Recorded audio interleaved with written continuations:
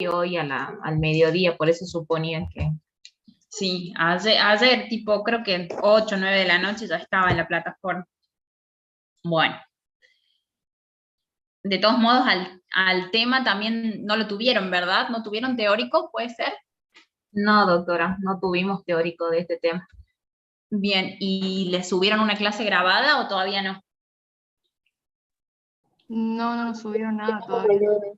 No, Todavía no. recién vamos a tener la clase.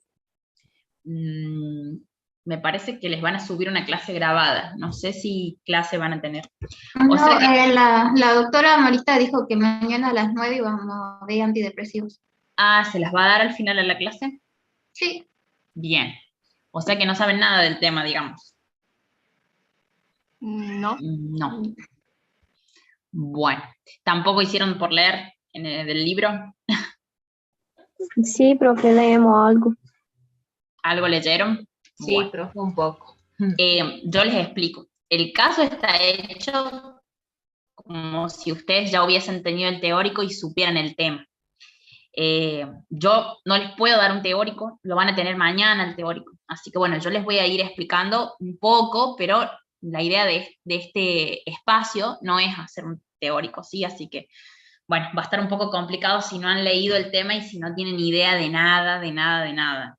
Así que, porque como les digo, no les puedo dar un teórico. Vamos a ir pasando las diapos y vamos viendo qué les puedo explicar, digamos, yo, pero bueno, por lo menos se tendría que haber leído el tema, más aún si no se tuvo teórico, porque justamente no hay ni siquiera la base del teórico. Entonces, por lo menos para un práctico tengo que tener la base del libro, aunque sea así. Esa es responsabilidad de ustedes, más allá del teórico que no lo tuvieron. Bueno, vamos a ver el práctico. En este caso clínico tenemos un paciente de 50 años de edad que se presenta a la consulta por deterioro del estado de ánimo, apatía, dificultad para concentrarse. Pregunta, antes de seguir, ¿ustedes ya tuvieron salud mental? Sí, profe, estamos cursando ahora. Están cursando salud mental. ¿Y vieron ya trastornos depresivos? Sí, esta semana vimos. Vieron eso en salud mental. Bueno, entonces están más orientados. Bueno, deterioro del estado de ánimo, apatía, dificultad para concentrarse, pérdida de la ilusión, el interés y tendencia a aislamiento social. Refiere que durante la pandemia fue despedido de su trabajo y perdió a su madre por una complicación del COVID-19. Al examen psicopatológico se denota un ánimo depresivo con sentimiento de tristeza que presenta un ciclo circadiano con mejora vespertina, anergia, y también refiere a haber hecho abandono de la medicación prescripta por el Servicio de Salud Mental. Como antecedentes de importancia, refiere a haber consultado previamente en un centro de salud por empeoramiento del estado de ánimo, acompañado con intentos suicidas. A partir de allí, continuó con seguimiento por el servicio correspondiente, es decir, por salud mental, recibiendo tratamiento ansiolítico con mejoría parcial de la sintomatología. Bueno, ¿cuál es la sospecha diagnóstica? ¿Qué creen ustedes? ¿Depresión? Y ustedes me dicen que ya tuvieron salud mental y que ya vieron depresión. ¿Qué vieron de depresión ustedes? ¿Cómo se diagnostica la depresión? El cambio de humor de la persona. Porque no puedo decir que está deprimido porque está triste. ¿Sí? Tristeza no es depresión. Desánimo no es depresión. ¿Sí? Profe, el paciente presenta, Sí. por ejemplo, tiene pensamientos suicidas o ideas de muerte, tiene muchos problemas en la toma de decisiones. Pierde el Bien. interés en actividades usuales que hace. Bien, muy bien. Perfecto. Y no consigue disfrutar incluso las cosas que antes le gustaban. Ajá. Bueno, de todos modos, esto yo supongo que eso sí o sí se los dan en salud mental, y si no se los dan, tienen que saberlo en función del manual DSM-5. ¿Ustedes trabajan con el DSM-5 o no? En salud mental. ¿Con qué manual trabajan para diagnóstico de patologías? ¿En qué bibliografía se basan en salud mental?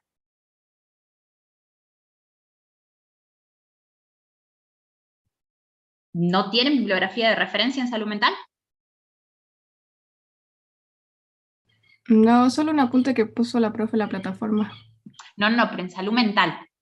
No estoy hablando de terapéutica, estoy hablando de salud mental. Sí, de salud mental la profe subió como un Ah, apunte chiquitito. un apunte de la cátedra. Claro, claro.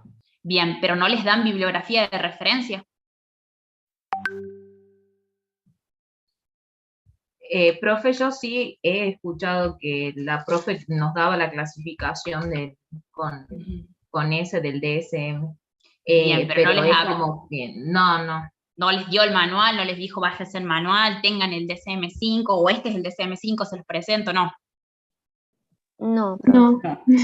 Bueno, todo lo que es salud mental se maneja en base a criterios internacionales, o sea, uno puede, como les digo siempre, las sociedades argentinas de neurología, psiquiatría, creo que la de psiquiatría es Asociación de Salud Mental y Psiquiatría, una cosa así, no recuerdo cómo se llama la asociación argentina, pero Argentina tiene, por supuesto, todas las sociedades de todas las especialidades, como en el mundo. Entonces, en Argentina tenemos que adherir, como les digo siempre, a una guía, ¿sí? A un protocolo de diagnóstico y de tratamiento. Ya sea que vamos a adherir a Europa, vamos a adherir a Estados Unidos, que son generalmente las dos corrientes principales, y los dos primeros mundos, y generalmente difieren en sus criterios. En algunos suelen concordar, pero suele haber diferencias importantes entre Europa y Norteamérica. Entonces suelen ser las dos escuelas para todo, las dos grandes escuelas. La sociedad argentina también tiene que adherir y tiene que formular su propia guía argentina, pero en función de estos países de primer mundo. Nosotros nos basamos en el manual DSM-5, que es el DSM se ha ido modificando, antes era el DSM-4 en mi época cuando yo era alumna hace muchos años atrás, y ahora es el DSM-5 y está el CIE-10 también, ¿sí? El CIE-10 es otro manual internacional de diagnóstico de patologías. Entonces no es que nos vamos a basar arbitrariamente en decir, bueno, está con desánimo, ¿no? Las cosas que antes le interesaban ahora no le interesan, está apático, está enérgico, o sea, no es, el diagnóstico de la depresión no es así nomás, ¿sí? Tiene que tener dos criterios principales, que generalmente son los que marcan un trastorno depresivo, ¿sí? Tiene que tener un tiempo de evolución, y puede tener criterios mayores o criterios menores, por decirlo de alguna manera, no están divididos exactamente así, pero para que ustedes lo entiendan, por una persistencia de 2 semanas como mínimo, y no tampoco un trastorno superior a 2 años, ¿sí? Porque cuando hablamos de un trastorno depresivo de 2 años, ya estamos hablando de distimia, ya es otro trastorno, ¿sí? Los trastornos depresivos, según la clasificación del DSM-5, son varios, son como 10 trastornos, ahora lo vamos a ver, y cada trastorno tiene sus criterios diagnósticos, ¿sí? Entonces, cuando hablamos de un tiempo evolutivo de 2 años, ya no hablamos de un trastorno depresivo mayor, ya hablamos de distimia, ¿sí? Porque ya es un trastorno crónico del estado de ánimo.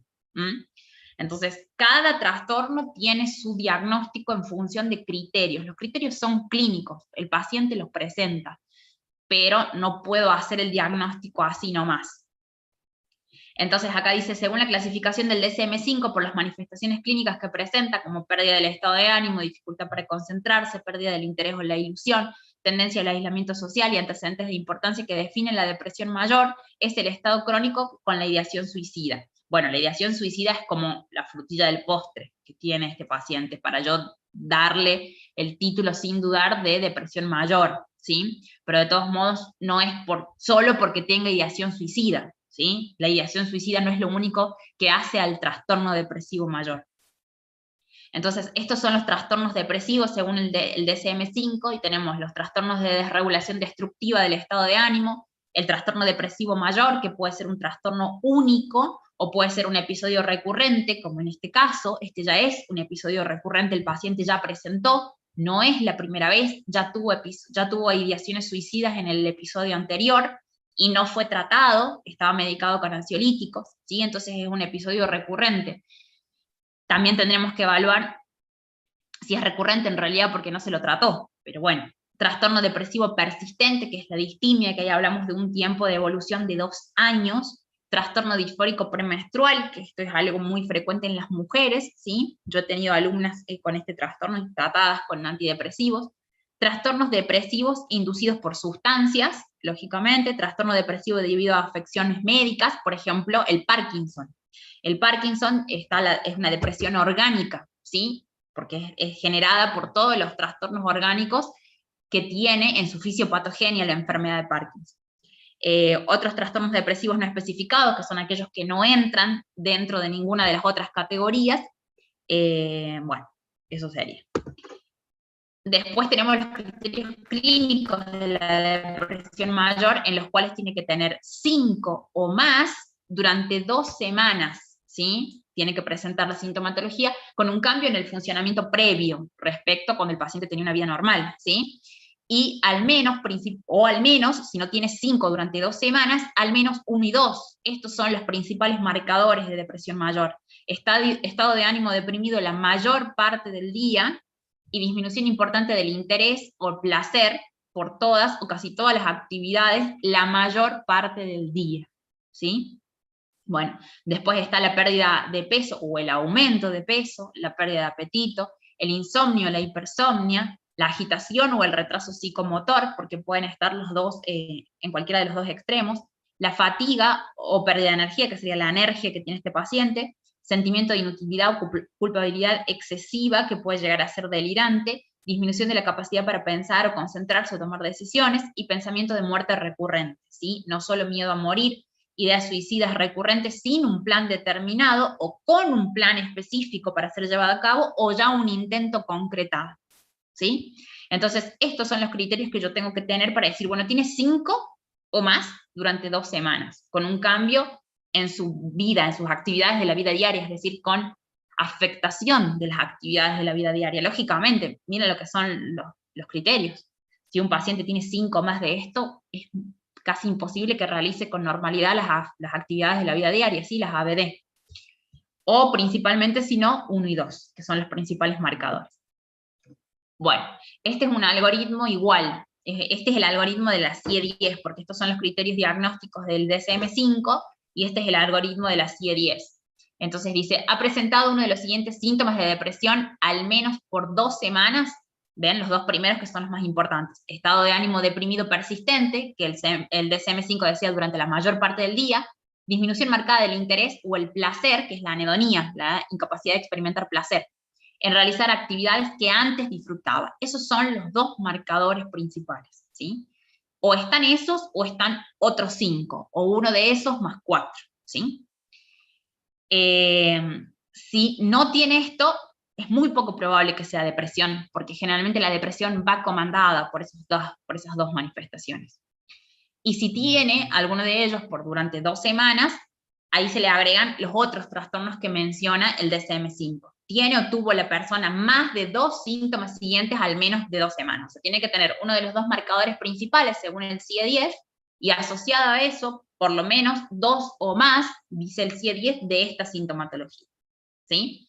Entonces, si no tiene uno de los marcadores principales más 2 o más de los otros síntomas, es probable que no sea depresión. Si lo tiene, ahí se le agrega esta pregunta. ¿Tiene la persona considerable dificultad en el funcionamiento diario en el ámbito personal, familiar, social, educativo, ocupacional? Es decir, todos esos síntomas le afectan en las actividades de la vida diaria.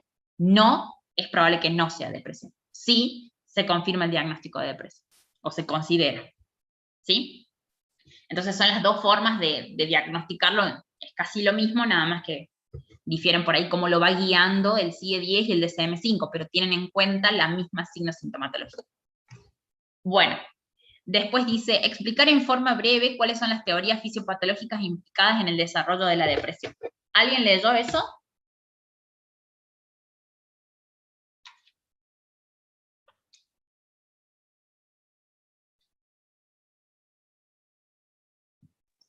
No, profe. Sí, veo que no. Algo de la hipótesis monoaminérgica, que era sobre la capacidad para producir los neurotransmisores, ¿puede ser? A Creo ver, ¿cómo sería? Que en lo que es noradrenalina, dopamina y serotonina, que la persona no puede producirlos. Ajá, bien.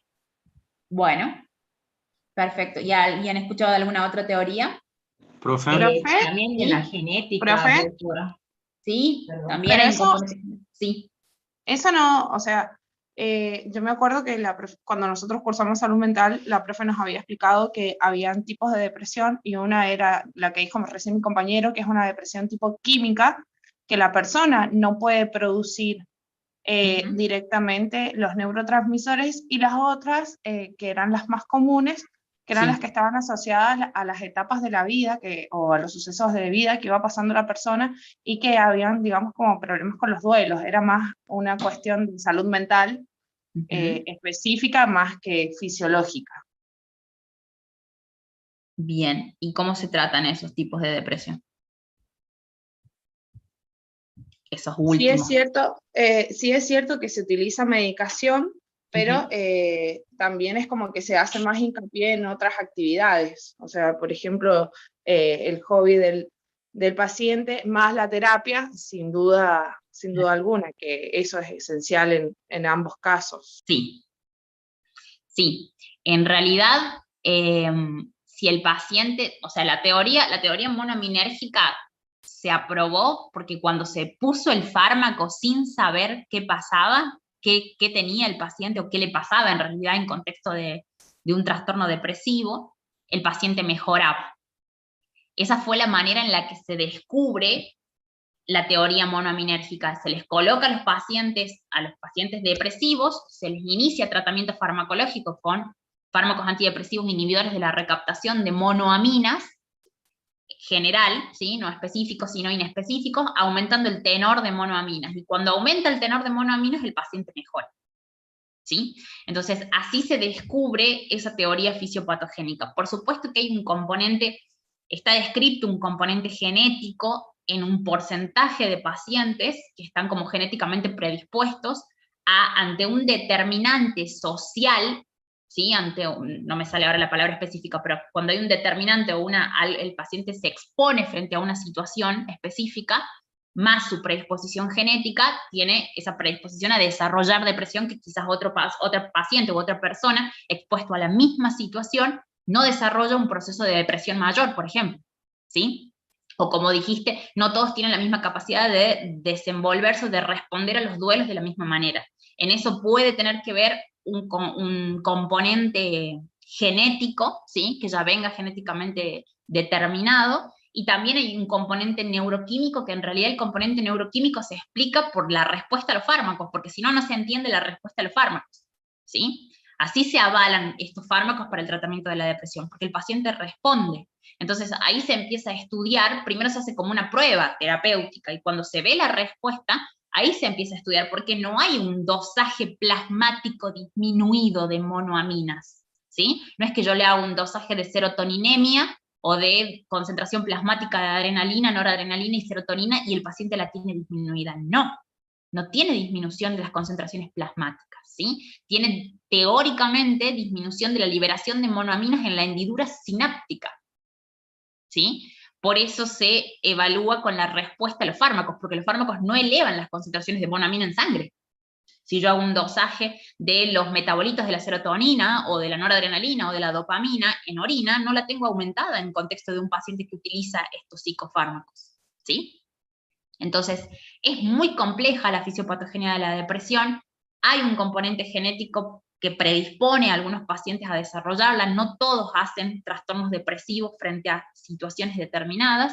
La terapia tiene que estar presente en todos los pacientes, la terapia cognitiva, conductual, la que el paciente necesite, tiene que estar. Y en general hay ciertas depresiones menores o trastornos depresivos menores, no una depresión mayor con ideación suicida, pero hay trastornos depresivos menores que pueden ser manejados solo con psicoterapia y a veces con ansiólisis, ¿sí? Pero no serían las características de estos pacientes, ¿sí? Entonces, no todos los trastornos depresivos son los mismos, ¿sí? En eso se basa la terapéutica. ¿En qué trastorno depresivo tiene? Primero tengo que definir qué trastorno depresivo tiene, porque no todos tienen depresión mayor, ¿sí? La depresión mayor tiene toda la indicación de tratamiento farmacológico, pero no todos los trastornos depresivos se tratan con los mismos antidepresivos, no todos se tratan con antidepresivos desde el inicio, ¿sí? Bueno. Entonces, esto de la hipótesis monoaminérgica era más que todo, si bien no es la única hipótesis que hay, hoy en día se habla de otras hipótesis en contexto de procesos de trastornos depresivos, también se habla de procesos inflamatorios, de elevación de interleuquinas en el sistema nervioso, de alteración del eje hipotálamo hipófiso-adrenal, ¿sí? Con modificaciones de la secreción de corticosteroides, que tienen mucho que ver los corticosteroides en la regulación del estado de ánimo, alteración de otros neurotransmisores, GABA, glutamato, ¿sí? Hay muchas teorías de la depresión, pero el tratamiento farmacológico hasta el día de hoy, el único que hay para la depresión, apunta a elevar las concentraciones de monoaminas. Hasta el día de hoy no se ha encontrado otro tratamiento farmacológico que responda en un paciente depresivo, ¿sí? Así que hasta el momento, el único aval que tenemos es este, ¿sí? Que el paciente responde, no todos responden en su totalidad, y no todos al mismo fármaco, y no todos al primer fármaco.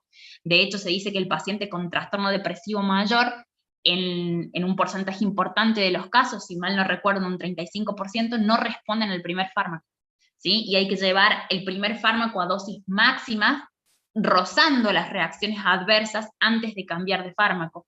En general no se recomiendan las asociaciones de antidepresivos, ¿sí? Primero hay que probar un antidepresivo a dosis máxima, luego otro a dosis máxima, y recién combinar antidepresivos con muchísimo cuidado, porque el riesgo de reacciones adversas es alto, ¿sí? Así que bueno, por ahora la única teoría que tenemos aprobada, por decirlo de alguna manera, es esta, porque es el único tratamiento farmacológico con evidencia de respuesta, no al 100%, y no en todos los pacientes, y no con el primer fármaco, ¿sí? Bueno, esto sería como una representación gráfica de qué ocurre en estado normal, ¿sí? Dopamina, serotonina, noradrenalina, y acá en un trastorno depresivo, ¿sí? Con componente neuroquímico, como decía la compañera, con déficit de monoaminas, ¿sí? Ahí estaría disminuida la secreción de las 3 monoaminas principales, y lo que ocurre como consecuencia de la disminución de la liberación de las monoaminas en las hendiduras sinápticas, ¿sí? Hay una upregulation de los receptores, de las respectivas aminas, o regulación en alza, que se llama, por el déficit de monoaminas. Bueno, después dice clasificación de los antidepresivos según el mecanismo de acción. Mencione brevemente el mecanismo de cada grupo. Bueno, en función de lo que hemos estado hablando, de la teoría neuroquímica monoaminérgica, ¿cómo creen ustedes que podríamos mejorar esto?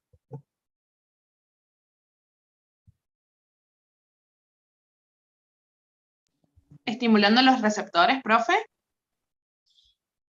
Estimulando los receptores podría ser una forma, agonizándolos, por ejemplo. Bueno, podría ser una forma. ¿Cómo más? Esa sería como una forma Bloqueando directa. puede ser también bloqueando la recaptación de las aminas. Bien. ¿Y qué más podemos hacer?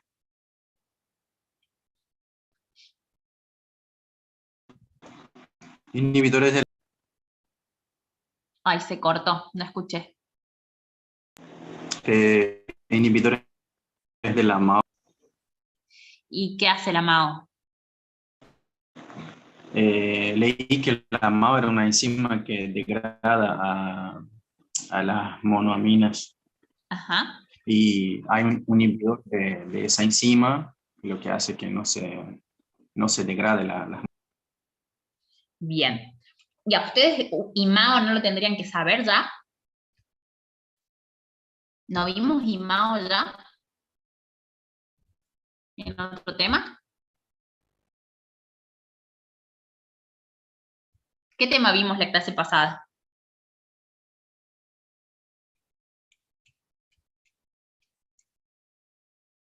¿No se conectaron con el doctor Campreger?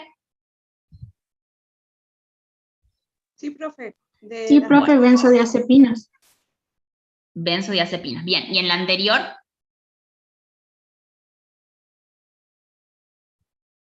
Que también se tenían que conectar con él porque yo di el presencial.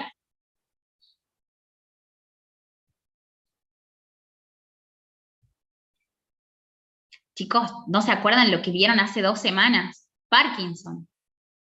Ya vieron los IMAO en Parkinson. Entonces, ustedes no me tienen que hablar con inseguridad de la posibilidad de la existencia de un fármaco que inhiba el metabolismo de las aminas biógenas. Si ya lo vimos en Parkinson. Ya saben ustedes que existen inhibidores de las monoaminoxidasas, que son las enzimas que metabolizan, una de las enzimas que metaboliza a las monoaminas. Y en el contexto de Parkinson lo vimos apuntado al metabolismo, a inhibir el metabolismo de la dopamina específicamente. En este caso, si bien es la dopamina, la noradrenalina y la serotonina las que están vinculadas, no tenemos que inhibir específicamente la metabolización de la dopamina, sino de todas, ¿sí? Entonces, por ende, no vamos a utilizar el mismo fármaco que utilizamos en Parkinson, porque ese es un IMAO con selectividad para inhibir la degradación de dopamina, ¿sí? En este caso vamos a utilizar otros inhibidores de la monoaminoxidasa que no tengan esa selectividad específica sobre la dopamina, ¿sí? Bueno, están mal con el tema, con terapéutica en general. Bueno, entonces, en función de esta teoría monoaminérgica, nosotros deberíamos aumentar las concentraciones de monoaminas o agonizar los receptores desde un punto de sentido común, también podría ser. Pero la terapia farmacológica está direccionada fundamentalmente a inhibir la recaptación, ¿sí?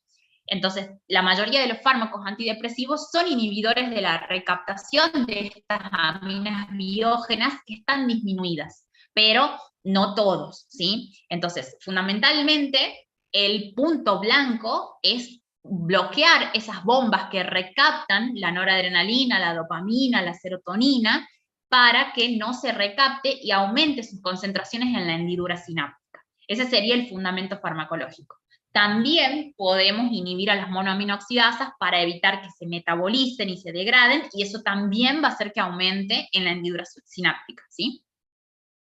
Podríamos agonizar los receptores de serotonina, noradrenalina y dopamina, pero no tenemos fármacos que hagan específicamente solo eso y que sirvan solo para la depresión, ¿sí?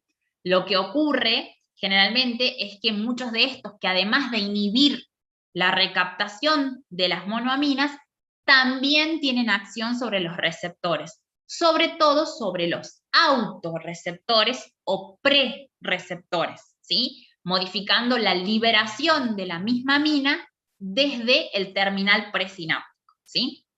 Entonces, por un lado tenemos en el primer grupo los inhibidores no selectivos de la recaptación de aminas. Estos son los famosos antidepresivos heterocíclicos o tricíclicos, ¿sí? Estos no son selectivos, son los primeros antidepresivos que salieron, es decir, que inhiben la recaptación tanto de la noradrenalina, como de la dopamina, como de la serotonina, ¿sí? Pero este grupo de los tricíclicos o heterocíclicos, donde las más conocidas son la amitriptilina, que si mal no recuerdo es la droga madre, la imipramina, ¿sí? La desipramina, la clomipramina, ¿sí? La nortriptilina. Esas son las más conocidas de los antidepresivos tricíclicos o heterocíclicos. ¿Qué característica tienen estos fármacos? Que no solamente inhiben la recaptación de todas las monoaminas de manera no selectiva, sino que también ejercen un bloqueo H, alfa y M, ¿sí? Bloquean receptores alfa 1, bloquean receptores H1 de histamina y bloquean receptores M de acetilcolina, ¿sí? Entonces, ese bloqueo alfa-HM trae acarreado muchos problemas, más que beneficios, muchos problemas. Y esa es una de las razones por las cuales estos fármacos, que fueron los primeros, se hayan desplazado, ¿sí? Después tenemos los que son selectivos de cada una de las aminas, porque los anteriores inhibían la recaptación de las 3. Después tenemos los que inhiben cada una, ¿sí? Entonces tenemos inhibidores selectivos, acá en el 3 vamos a saltar, los ISRS tan famosos, que son los inhibidores selectivos de la recaptación de serotonina. Es decir, que estos solamente bloquean el SERT, que es la bomba de recaptación de serotonina, ¿sí? Citalopram, escitalopram, fluoxetina, paroxetina, sertralina y fluoxamina, ¿sí? Todos son muy conocidos, se usan muchísimo y son las drogas de primera línea, ¿sí? Después tenemos un inhibidor selectivo de la recaptación de noradrenalina, que es la reboxetina, y hay otro nuevo, pero que no se está usando todavía en contexto de depresión. Y tenemos un inhibidor selectivo de la recaptación de dopamina solo, ¿sí? Aunque tiene un poco de inhibición de la recaptación de nora, que es el bupropión, que me parece que no lo tengo acá. El bupropión inhibe la recaptación de dopamina y un poquito de nora, pero se lo considera como selectivo para la dopa. Después tenemos los inhibidores de la MAO, ¿sí? Reversibles y no reversibles, donde los más conocidos son la fenelcina y la moclobemida, ¿sí? Y los inhibidores, después tenemos este grupo, que son muy similares a los primeros, porque son inhibidores no selectivos en realidad. Acá está mal el término porque dice selectivo de serotonina y nora. En realidad son no selectivos. Pero, ¿qué diferencia tienen con los primeros? Más allá que los primeros también afectan a la dopamina y el grupo 5 no, es que estos no actúan sobre receptores M, alfa y H. Entonces no tienen los problemas que tienen los primeros, ¿sí? Los tricíclicos son no selectivos, este grupo 5 también es no selectivo, porque cuando actúa en más de un neurotransmisor ya le llamo no selectivo. Pero la diferencia principal es que estos del grupo 5 no modifican o no tienen acciones sobre receptores M, alfa y H, y los 1 sí. Estas drogas son la venlafaxina, la duloxetina, desvenlafaxina, ¿sí? Hay otros. Y después tenemos otros, ahí está el bupropión que yo les mencionaba, que era inhibidor selectivo de la recaptación de dopa y un poquito de nora. La mirtazapina y el trazodón, ¿sí? Que tienen muchos efectos, por eso están como otros, porque la mirtazapina y el trazodón son inhibidores no selectivos de la recaptación de aminas, pero también tienen acciones sobre el receptor 5-HT2-alfa, 5-HT2-F, 5-HT1, entonces tienen acciones sobre muchos receptores, mirtazapina y trazodón. Entonces no se los puede ubicar en un grupo determinado. Bueno. Después dice, menciona efectos adversos e indicaciones de los antidepresivos. ¿Alguien leyó algo de los efectos adversos? Profe, disculpe, entonces lo que dijo el bupropión y la trazodona, ¿también se lo puede decir como antidepresivos atípicos? Sí, también se los llama atípicos. Estos del grupo 5 también se les llama atípicos. También entran, según el autor, lo suelen clasificar a la mirtazapina, al bupropión, al trazodón, a la venlafaxina, a la duloxetina como atípicos. Y a la reboxetina también la suelen incluir en el grupo de los atípicos. Ok, gracias. Exacto, perfecto, no por nada. Bueno, también se les llama antidepresivos de acción mixta, ¿sí? Según no sé de qué bibliografía lo sacan, pero también lo pueden encontrar como atípicos o como de acción mixta. Bueno, ¿alguien encontró algo o leyó algo acerca de las reacciones adversas?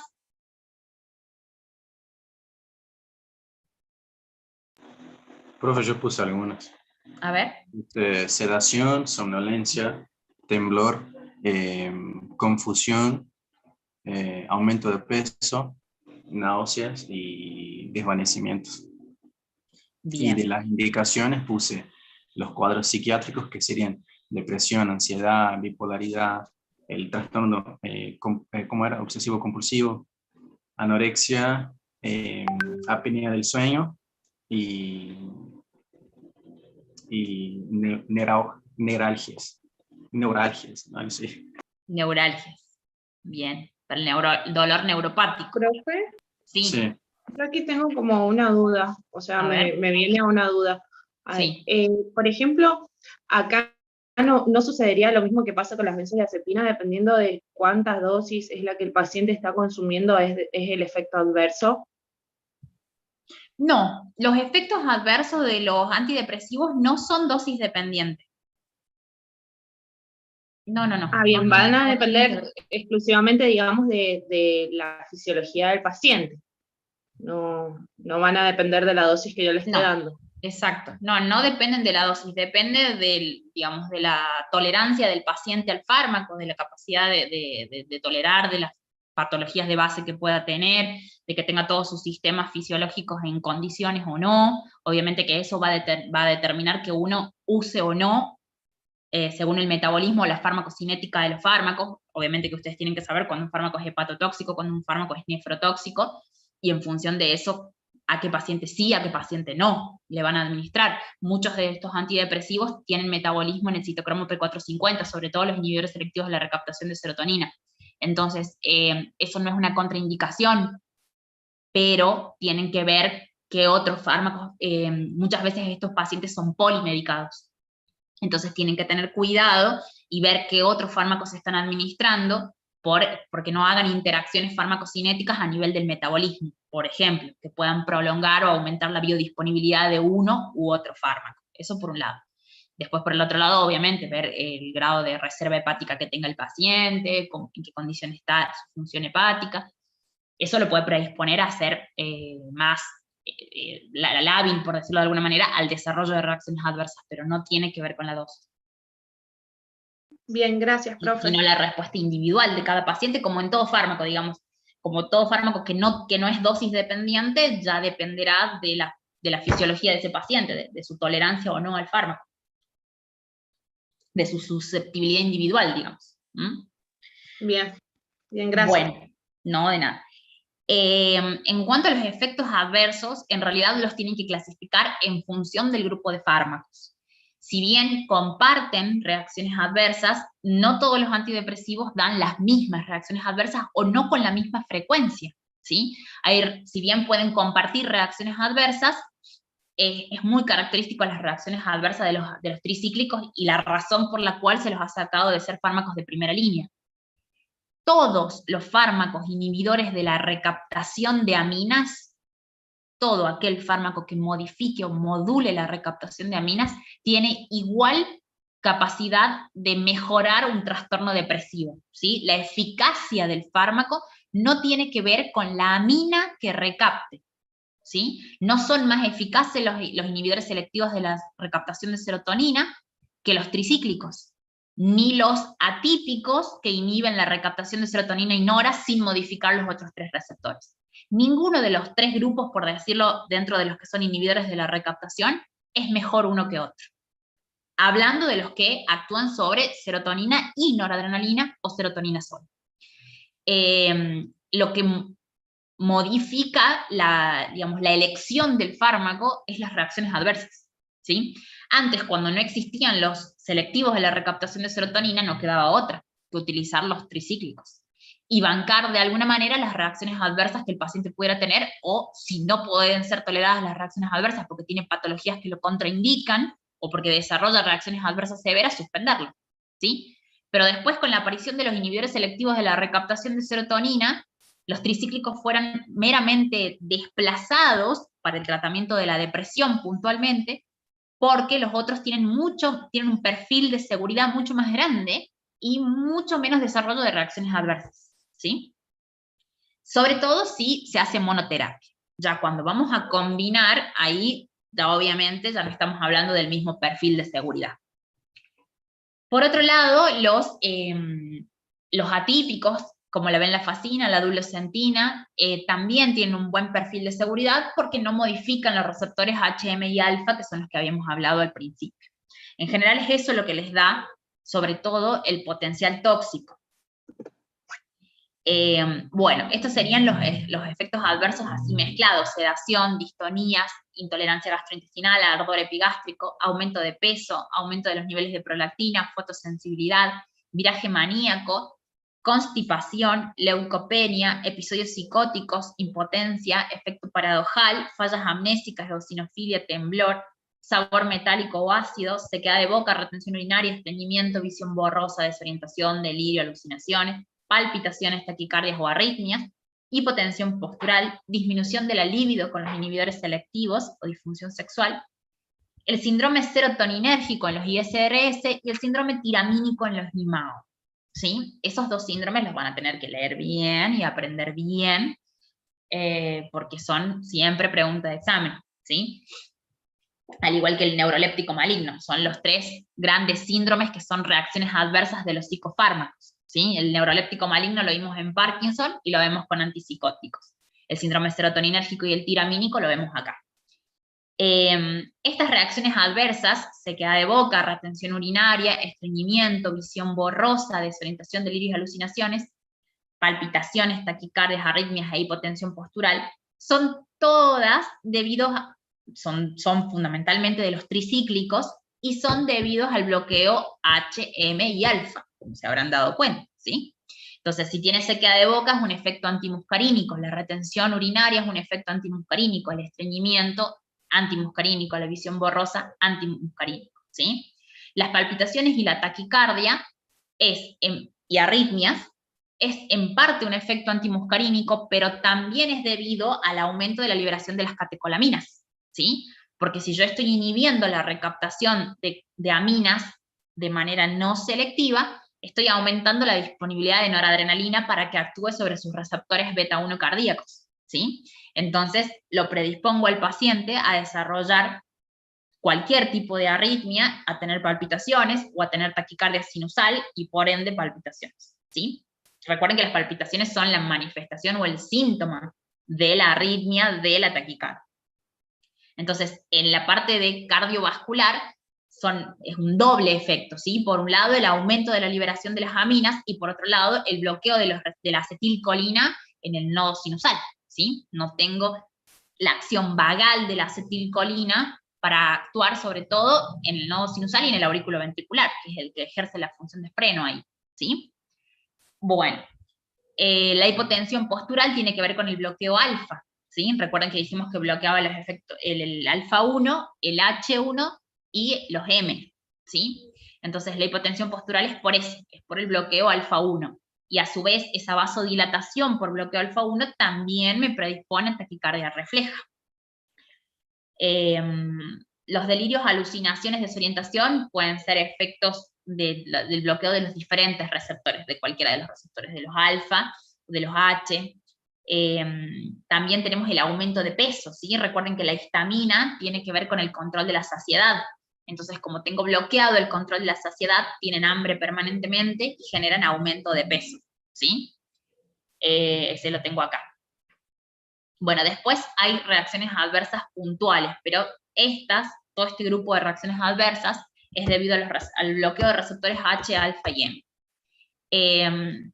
Lo malo de los tricíclicos que tienen todas estas reacciones adversas es que las reacciones adversas aparecen antes de que aparezca la acción antidepresiva. Todos los antidepresivos, esto también lo tienen que saber porque es pregunta de examen, tienen una latencia, ¿sí? Ya lo vamos a ver en la pregunta más adelante. El inicio de acción es retardado, y en un paciente con ideación suicida, con ideas de muerte, con un intento fallido previo, es muy peligroso tener los 2, 3, 4, 5 semanas hasta que aparecen los efectos antidepresivos. Por eso generalmente el antidepresivo se lo combina con ansiolíticos para tratar de controlar al paciente, sobre todo cuando hay ideación suicida o ideas de muerte, hasta que aparecen los efectos antidepresivos, ¿sí? Todos tienen ese retraso o esa latencia en el efecto antidepresivo. Bueno, los inhibidores selectivos de la recaptación de serotonina tienden a dar más reacciones gastrointestinales, que incluso suelen ser causa del abandono del tratamiento, ¿sí? Porque el exceso de serotonina produce mucho estímulo en el aparato digestivo, ¿sí? Entonces genera mucho aumento de la peristalsis, antiperistalsis, náuseas, puede haber vómitos, puede haber diarrea, bueno, toda esa intolerancia gastrointestinal que generan los inhibidores selectivos suelen ser causa del abandono del tratamiento. Y en la máxima expresión de sus reacciones adversas, el síndrome serotoninérgico.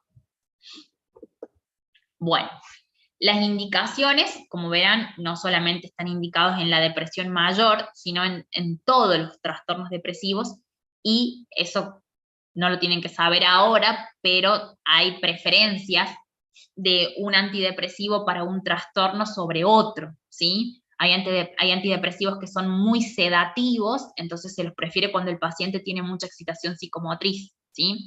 Y si el paciente tiene mucha, al contrario, ¿sí? Mucha depresión del estado de ánimo, mucha hipersomnia, no se va a utilizar un antidepresivo que sea tan sedativo, ¿sí? Y así se va eligiendo. No se utilizan los mismos antidepresivos en el trastorno obsesivo compulsivo que en la depresión mayor, ¿sí?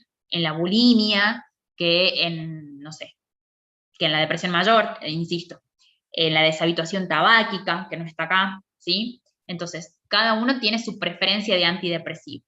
En la depresión mayor podríamos utilizar cualquiera de los antidepresivos, ¿sí? Porque dijimos que todos tienen igual eficacia terapéutica. Lo que marca la elección del fármaco es la reacción adversa. La fase depresiva del trastorno bipolar también, por supuesto, tienen indicación. En la distimia, que dijimos que hablábamos de un trastorno superior a los 2 años de evolución. En el trastorno obsesivo compulsivo, en la bulimia, en la anorexia nerviosa. En el dolor crónico, fundamentalmente, tienen margen los tricíclicos, ¿sí? Los tricíclicos son los que más, tanto los tricíclicos como los atípicos, se los ha utilizado como coadyuvantes, eso ya lo vimos en dolor, dijimos que un coadyuvante del dolor era toda aquella droga que no tenía efectos analgésicos per se, o que no era utilizado como analgésico per se, como los AINES o los opioides, pero que sí habían demostrado tener alguna injerencia en el tratamiento del dolor, ¿sí? Como por ejemplo teníamos a los corticosteroides, y los antidepresivos tricíclicos son una de las drogas más utilizadas como coadyuvantes en el dolor neuropático, ¿sí? La amitriptilina es una de las más usadas en el tratamiento de la migraña, ¿sí? Bueno, apneas del sueño, narcolepsia, acceso de risas o llantos en la esclerosis múltiple, y ahí faltaría la deshabituación tabáquica que les decía, el abandono del hábito tabáquico. Bueno, después dice, de acuerdo a su diagnóstico, explique el tratamiento elegido. En este caso, bueno, lógicamente el diagnóstico del paciente, con todos los criterios que tiene, reúne el diagnóstico de trastorno depresivo mayor, ¿sí? El tratamiento de elección es un inhibidor selectivo de la recaptación de serotonina, ¿sí? Yo les puse esta imagen acá, esta es una imagen del TRAPS de salud mental que manejamos en el Ministerio de Salud, ¿sí? De la Nación. Entonces dice, la primera línea de tratamiento para la depresión mayor son los antidepresivos selectivos, ¿sí? Los inhibidores selectivos de la recaptación de serotonina. Otra alternativa pueden ser los inhibidores duales de la recaptación de serotonina y noradrenalina, que serían la duloxetina, la venlafaxina, y los antidepresivos tricíclicos. Si bien todos los antidepresivos presentan perfil de eficacia similar, los antidepresivos tricíclicos quedan relegados a una segunda línea de tratamiento por su perfil de efectos adversos.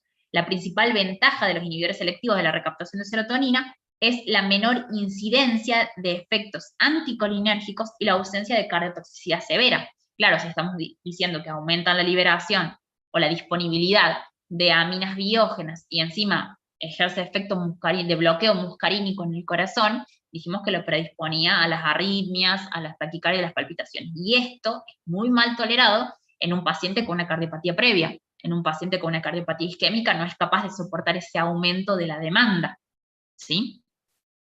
Bueno, la elección de la droga para iniciar tratamiento dependerá fundamentalmente del perfil de efectos adversos y de los costos, según la evidencia actual y del trastorno depresivo que tenga el paciente, ¿sí? Porque para algunos, o para lo que se lo va a usar, porque hay preferencia de un antidepresivo sobre otro. Para lo que es depresión en general, están a la cabeza, por supuesto, los inhibidores selectivos de la recaptación de serotonina. Pero para las otras indicaciones, como TOC, como bulimia, como deshabituación tabáquica, hay puntualmente, ¿sí? Bueno, recordemos que TOC no es un trastorno depresivo, es un trastorno de ansiedad, dentro de lo que es ansiedad. Pero los antidepresivos han cobrado una importancia muy grande en los trastornos de ansiedad y se utilizan tanto como los mismos ansiolíticos, porque con los ansiolíticos está el problema de la adicción, ¿sí? Los pacientes se hacen muy adictos a las benzodiazepinas, y la benzodiazepina también el receptor deja de responder, entonces los antidepresivos tienen la ventaja de ser muy eficaces en los trastornos de ansiedad, como el trastorno obsesivo compulsivo, como la bulimia nerviosa, como la anorexia nerviosa, y no tienen ese perfil adictivo que tienen, por ejemplo, las benzodiazepinas, ¿sí? Bueno, según la evidencia actual, la sertralina es la más utilizada por su relación costo-efectivo, es decir, es una muy buena droga antidepresiva y no es tan costosa, ¿sí? El citalopram y el escitalopram pueden considerarse como drogas de elección, dada su efectividad y su perfil de seguridad, ¿sí? Obviamente que el escitalopram es mejor aún que el citalopram, es un derivado, pero es un poco más costoso también, ¿sí?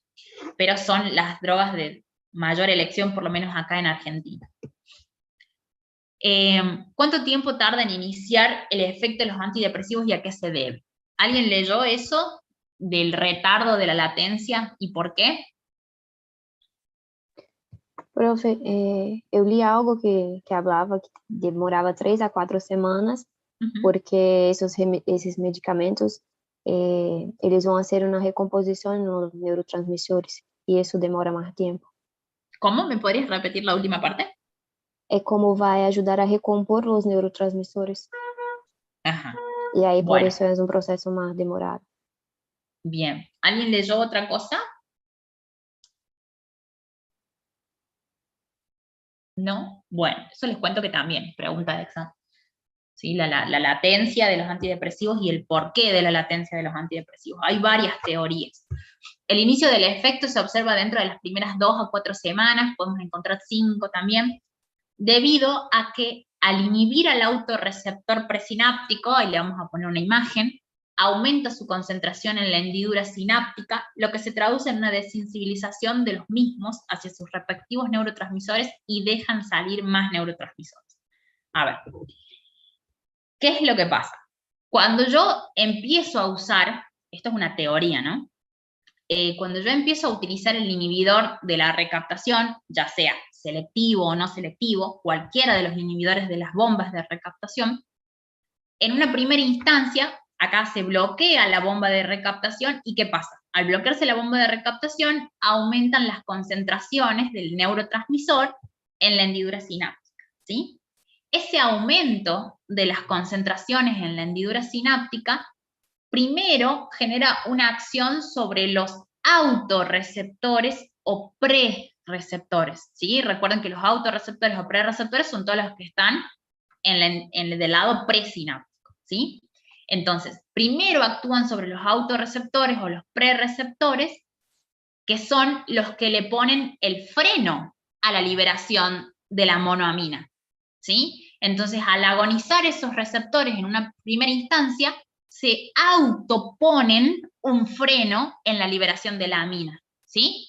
Entonces, el mismo neurotransmisor, al aumentar tanto en la hendidura sináptica, se bloquea su propia liberación, ¿sí? Porque actúa sobre los autorreceptores o prereceptores, dando una señal como negativa, para que ustedes lo entiendan, disminuyendo su liberación. Entonces, si bien estoy bloqueando la recaptación, pero a su vez estoy inhibiendo la liberación del neurotransmisor, ¿sí? Eso es lo que ocurre durante aproximadamente 2 a 3 semanas. Después de pasadas esas hasta 4 o a veces 5 semanas, ocurre una desensibilización de esos receptores que están inhibiendo, y una vez que se desensibilizan esos receptores, otra vez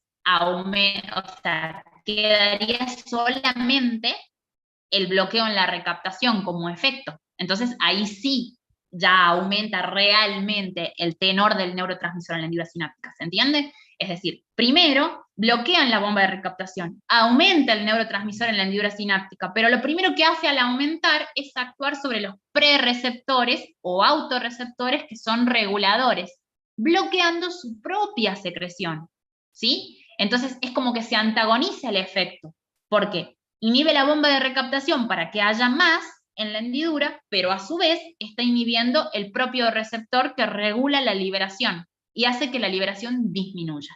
Entonces, se antagoniza el efecto, ¿sí? Una vez que se desensibilizan esos autorreceptores, ahí ya no tengo más el problema de que esté bloqueada la propia liberación, y ahí empieza a aumentar realmente el tenor del neurotransmisor.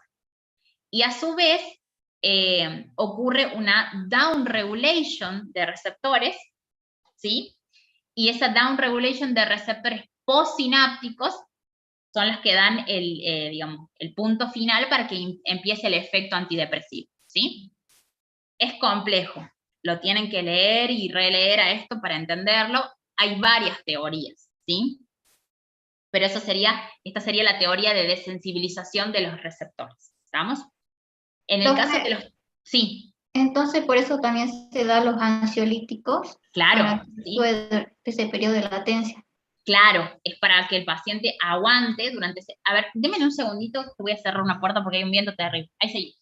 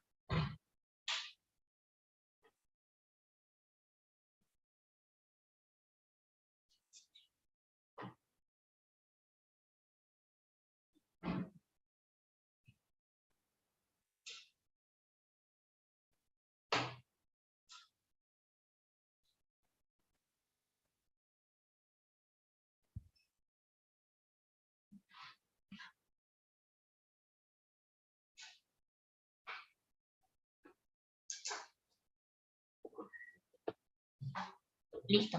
Bueno, estamos, perdón. Estoy temporal en Córdoba, así que seguramente está llegando el temporal acá. Bueno, entonces sí, esta es la razón por la cual tenemos que utilizar antidepresivos, sobre todo cuando hay ideación suicida, que era lo que estábamos diciendo, para acompañar a los antidepresivos hasta que se supere el periodo de latencia. ¿Sí?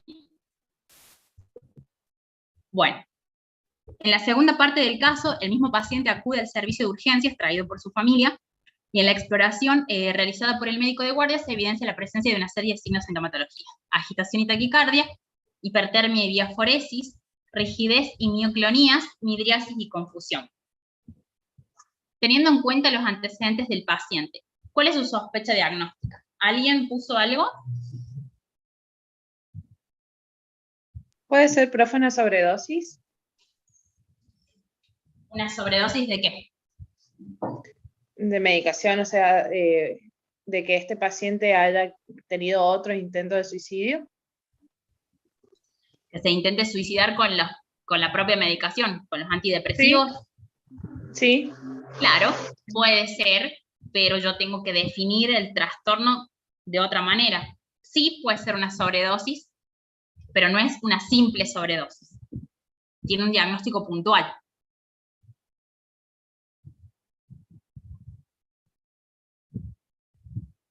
Porque una cosa es tener síntomas aislados, que me pueden estar evidenciando incluso toxicidad de una amina puntual, y otra cosa es tener toda esta conjunción de síntomas y signos que hacen a un síndrome.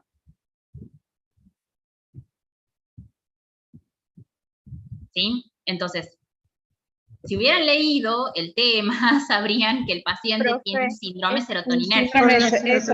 Claro, tiene todos los criterios de síndrome serotoninérgico, ¿sí?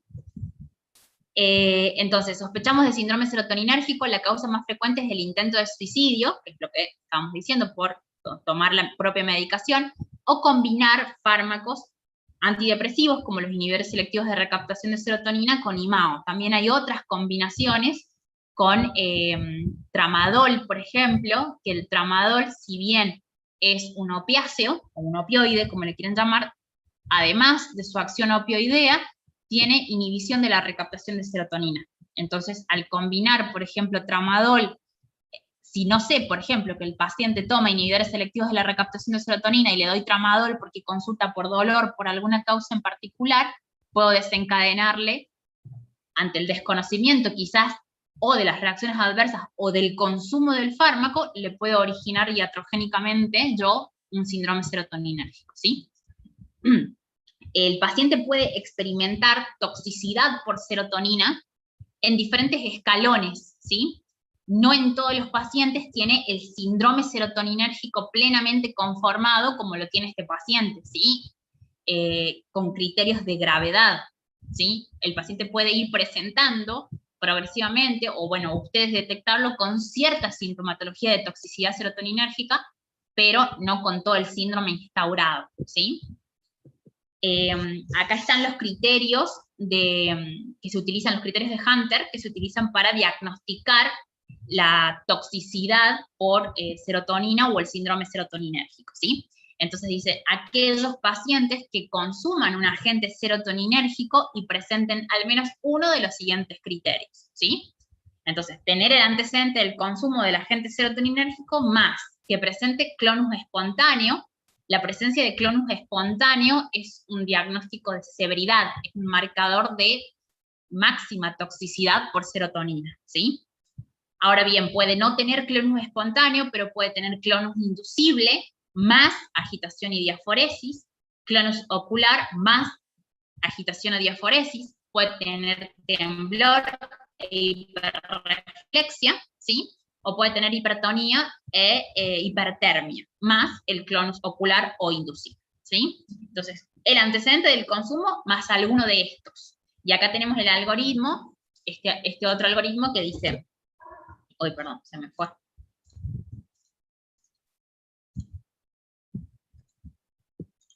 Bueno.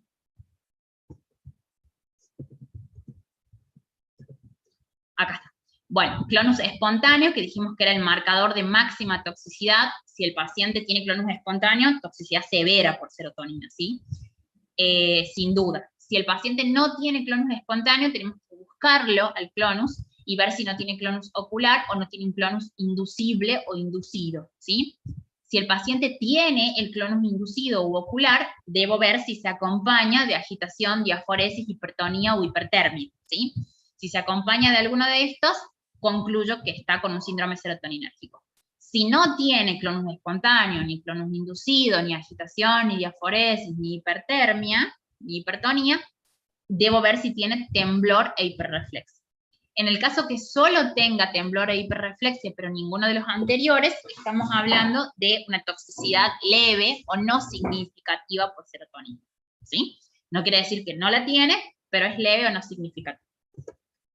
Bueno, dice, ¿cuáles serían las medidas a tomar en esta situación de urgencia? Por supuesto que tiene que ver todo el estado general del paciente, ¿sí?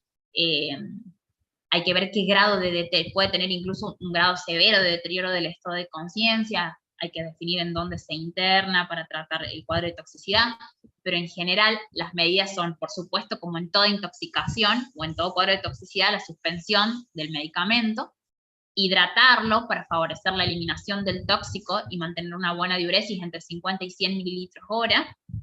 El tratamiento de la hipertermia, que no se recomienda en el caso del síndrome serotoninérgico, es medio controvertido, pero suelen no recomendar las medidas farmacológicas para la hipertermia, sino las medidas físicas, el enfriamiento externo o interno, pero físico, ¿sí?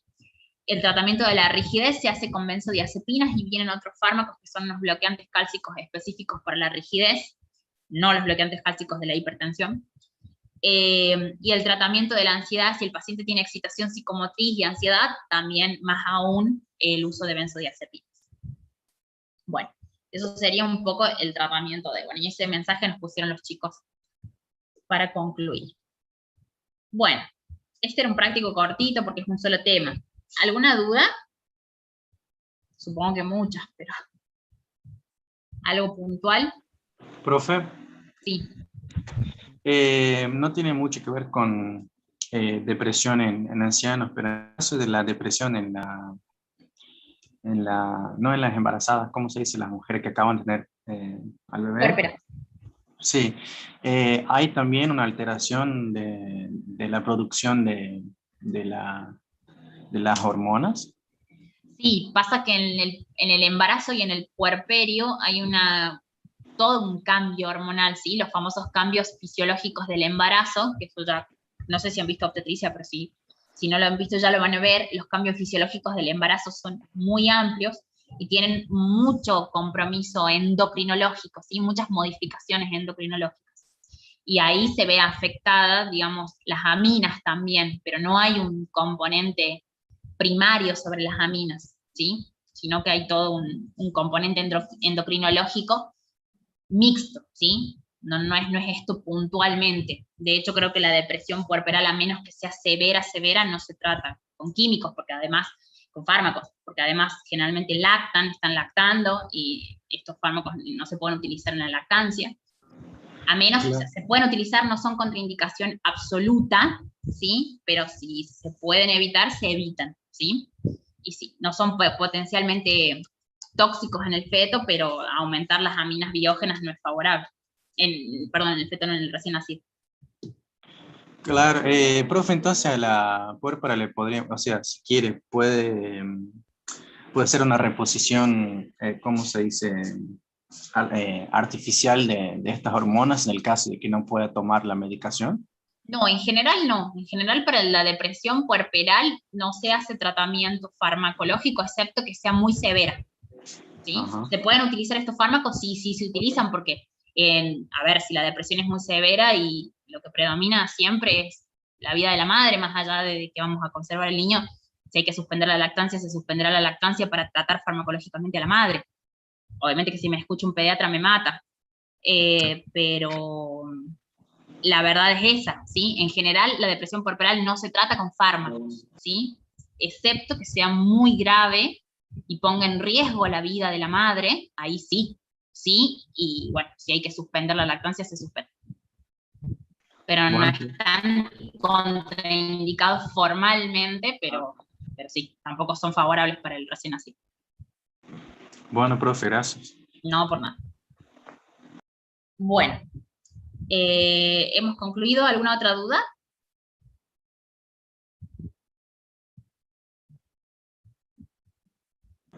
No. Bueno, si pueden, No, refuercen, lean el tema, ya que van a tener el teórico mañana, para que ya les quede concretado, ¿sí? Entre el práctico y una lectura que hagan, aunque sea una lectura rápida más el teórico, tendría que quedar ya, ¿sí?